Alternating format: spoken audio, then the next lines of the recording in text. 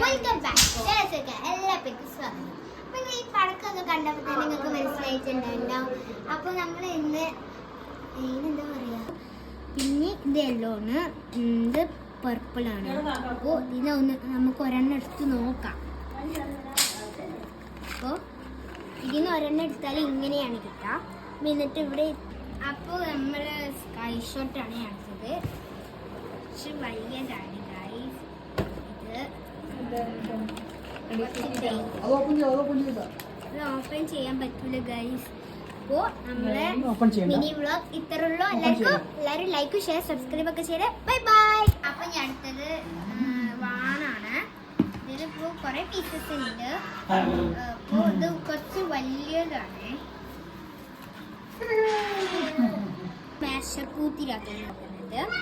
ഇതില്